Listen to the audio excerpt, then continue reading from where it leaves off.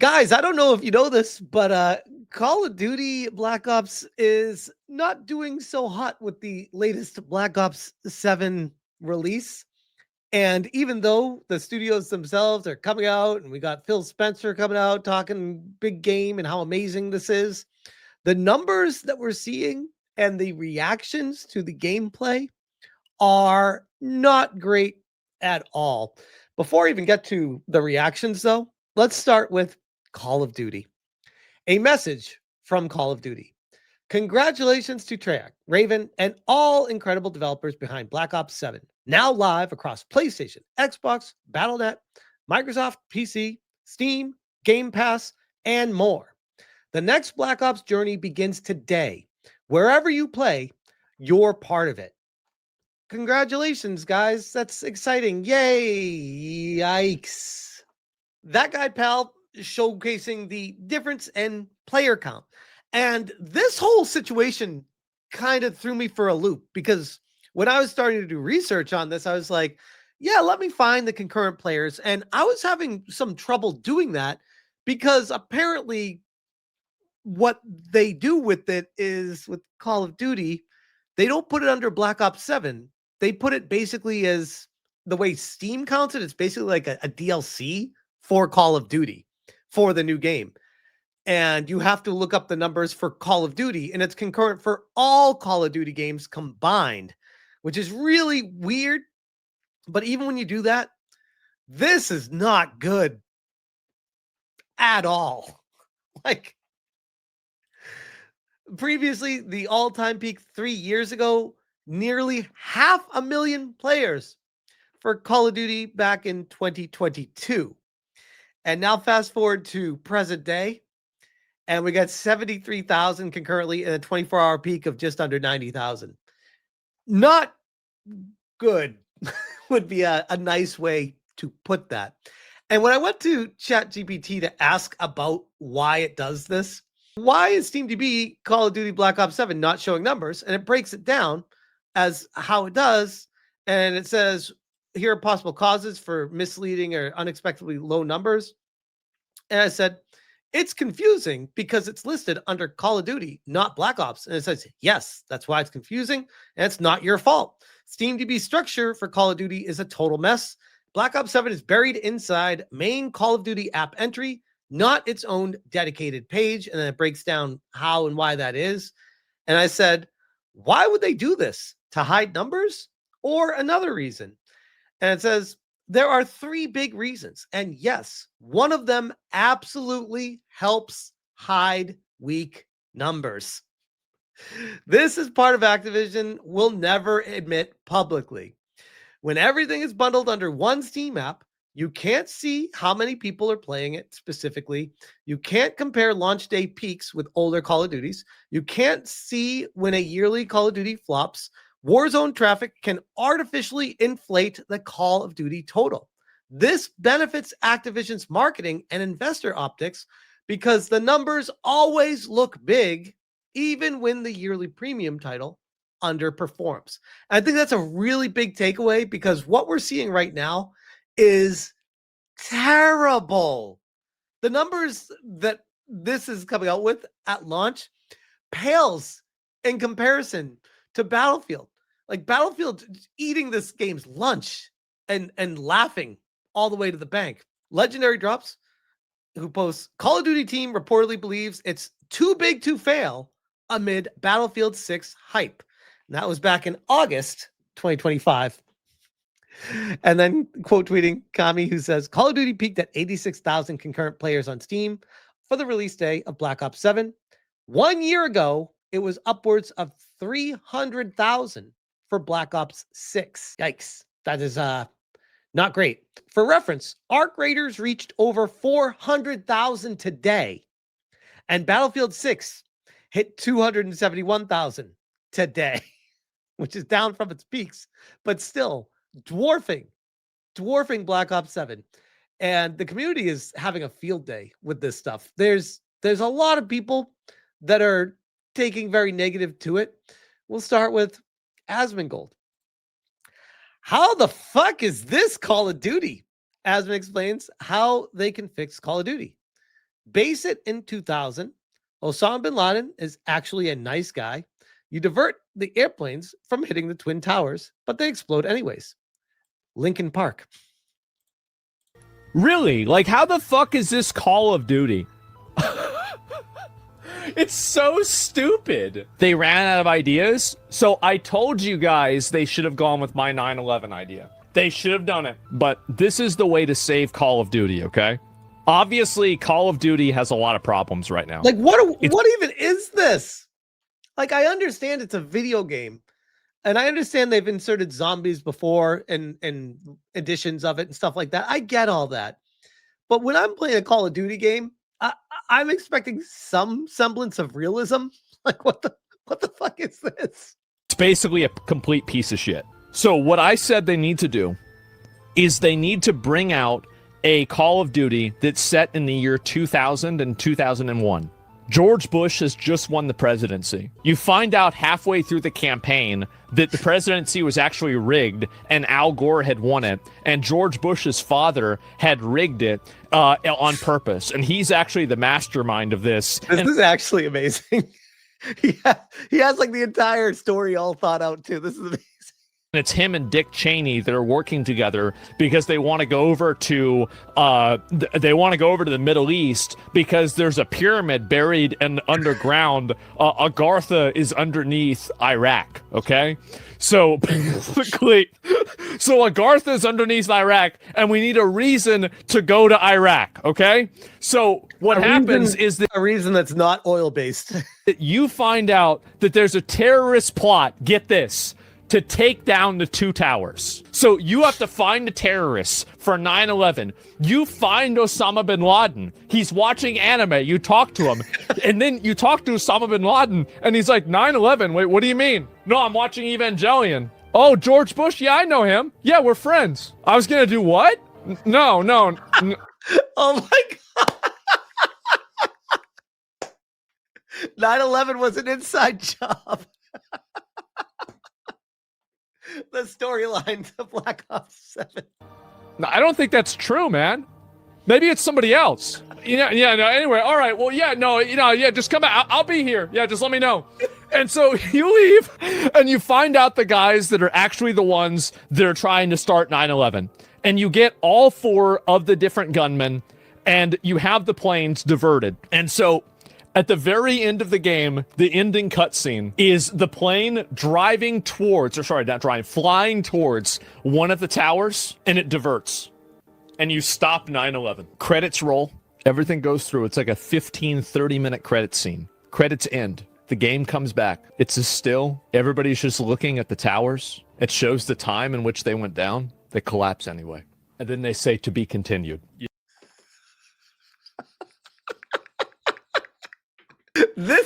This has to happen. This game needs to exist. Holy shit, that is... How the fuck did he come up with that? That's amazing. He knows it too. Look at that look on his face. He's like, I fucking got it. This is the game of the century right here. That would be amazing. Yep. They start blowing up. Yep. And then, yes, bro. And then after that, they play Linkin Park. Absolutely. Yes, they play Linkin Park and it says to be continued. Like a Michael Bay film? It would go so fucking hard. It would be insane. Yes, exactly. Your Absolute Menace? Yes, absolutely, right? Michael Bay song? Yes, 100%. Yep. What I've done? Yes, in the end? Yes, in the end, it doesn't even matter. And then as they're falling down... And then, if it was me, I would have the people jumping out of the building. I would make it as grotesque and horrible as possible. Because again, you've got to make it awful. You've got to make it terrible, okay? Because if you don't do that, nobody's going to be paying attention. Yeah, that's it. And so that is my opinion for the new Call of Duty. Holy shit. I had not seen that going into this. Wow. I think that would make people care and have some interest.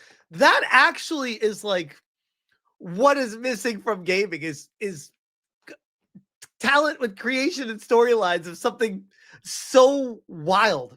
So wild. I'm still like Holy shit. Instead, we get this. Whatever the fuck this. What is this? Shoot! Shoot it! Shoot that son of a bitch!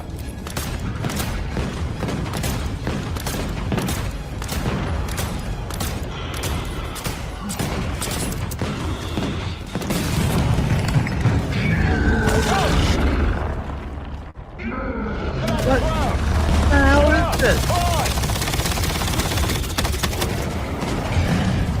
You know what? You know what this strikes me as? This is a game series that is currently undergoing an identity crisis. It has no idea what it wants to be. That's what this feels like right now. Defeat the monster, kill the giant. Dude, it's fucking Black Ops. What are we doing here?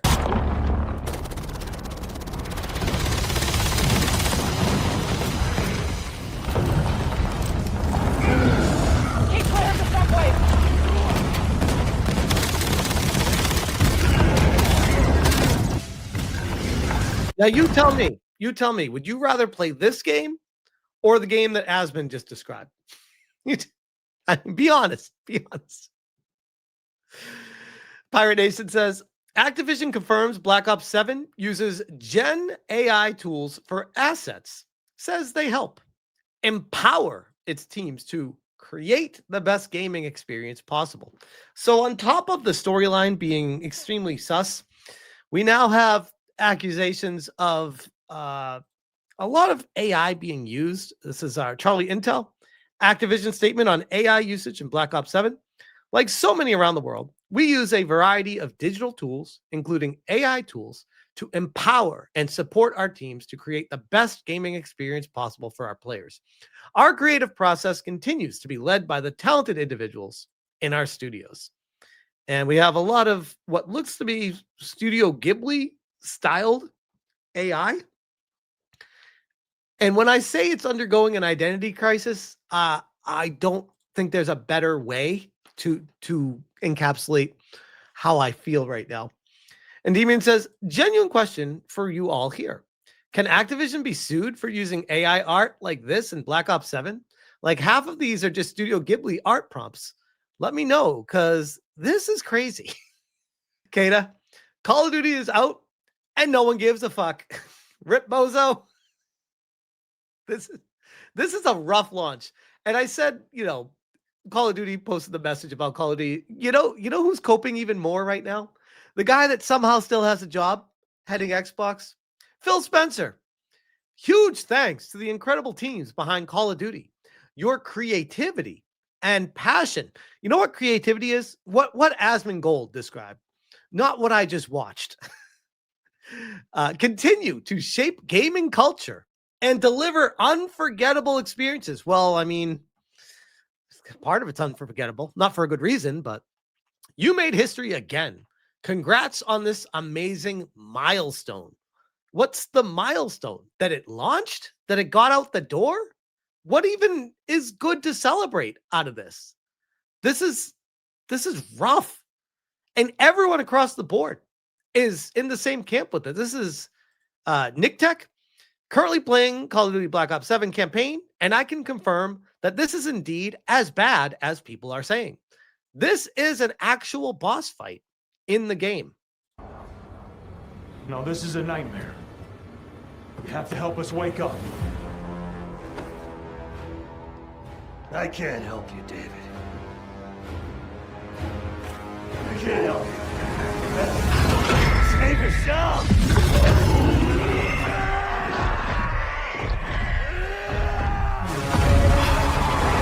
Like, bro, this looks like Final Fantasy. Like, what are we doing here? What are we doing here?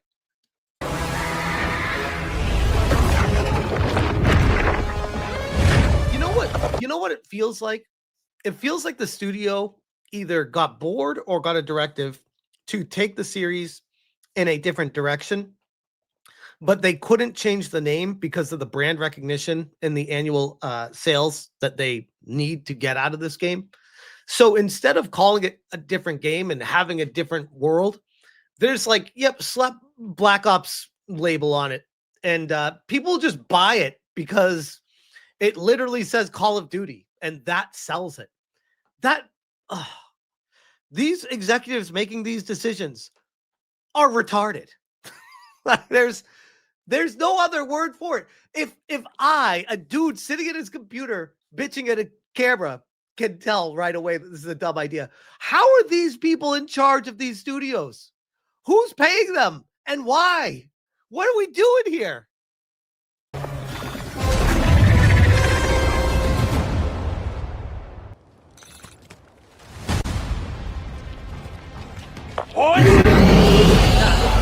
Looks like Resident Evil. Well, it looks like Resident Evil in Final Fantasy 7. What's that flower guy in Final Fantasy 3 or 6? It looks like that guy kind of had a baby with Resident Evil. Yeah. I told you! Stay away! The fuck?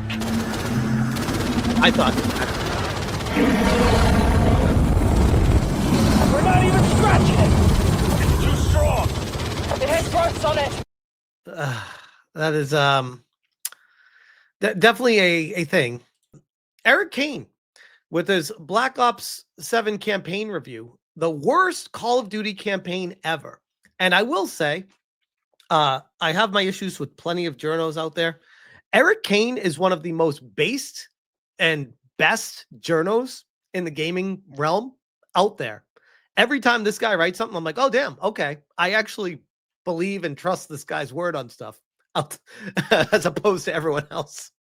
He says, most years, Call of Duty launches with a few staple modes. At the heart of the popular first-person shooter series, it is competitive multiplayer. The Black Ops sub-franchise always includes some form of zombies mode as well. And there's even the single-player campaign, which has been in every single Call of Duty except Black Ops 4. It may not be as popular as multiplayer, but I've always had a soft spot for these bombastic campaigns. And I've enjoyed even the more lackluster releases like Ghosts and Modern Warfare 2, which put me in that camp too. If I were going to get into this series again, I would start with the single player just to get familiar with it again and how it feels and stuff, instead of just going right into the multiplayer. I enjoy the single player campaign modes typically. This year's game, Black Ops 7, expands the campaign in new and exciting ways. For one thing, it's a cooperative campaign. That, in and of itself, is nothing new. Black Ops 3 had a 4-player co-campaign back in 2015, but this iteration of co-op is much different and more expansive. It's also a huge disappointment. I'm still a bit baffled at how many mistakes this campaign makes and how unlike a Call of Duty campaign it feels like in the end.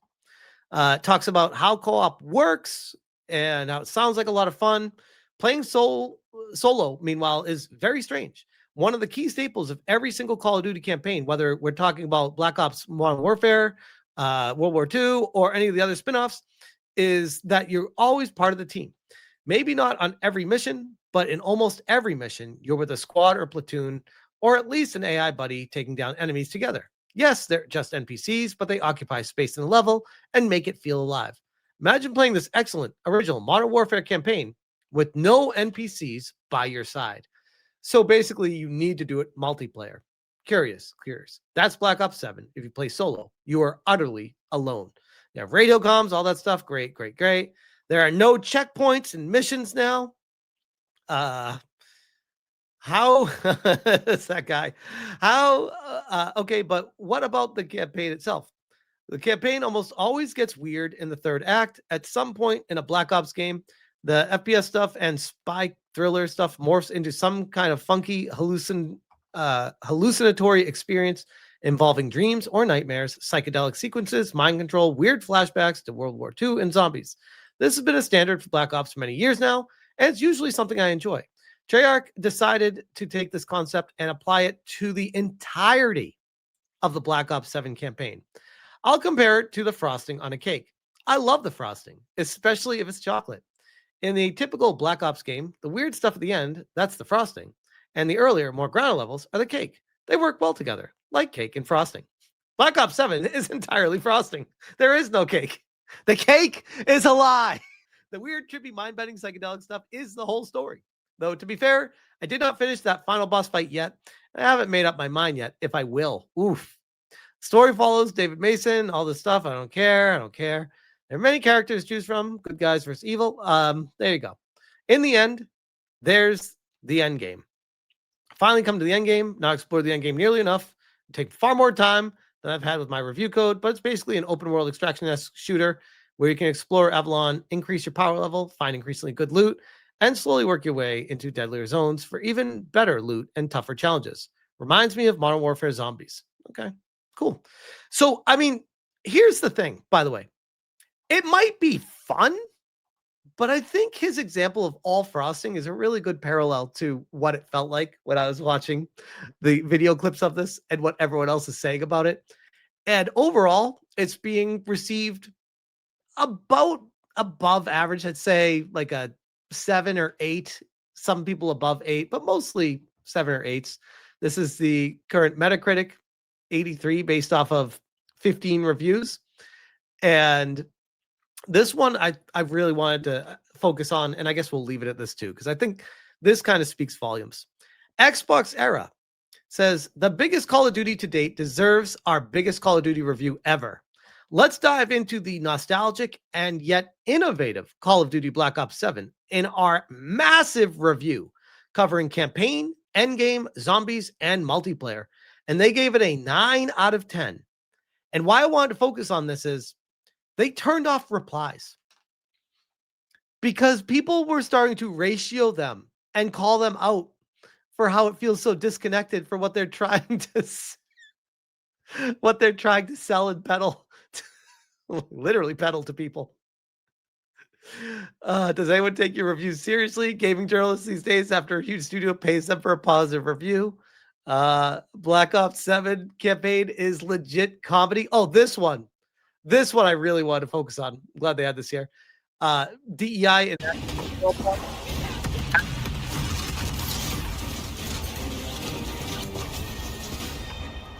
are they fucking? Did she just fucking turn into Captain America? Are they fucking serious? Are they fucking serious? The black girl boss jumps in front of the dudes and blocks everything to save them. What are we doing? What are we doing? This is the remnants of DEI, the aftermath of the woke era of the pandemic in 2020, 2021, 2022. This is the stuff that got left over from it. How is this even a thing? How did it make it into the game? Insanity. And one last thing. Nick 930 says, I was kicked for inactivity in a solo campaign for Black Ops 7. What the actual fuck? It's always online, so even in the single player, you get kicked for not moving. Gaming in 2025, everyone. We have peaked. Holy shit. I'll leave that there.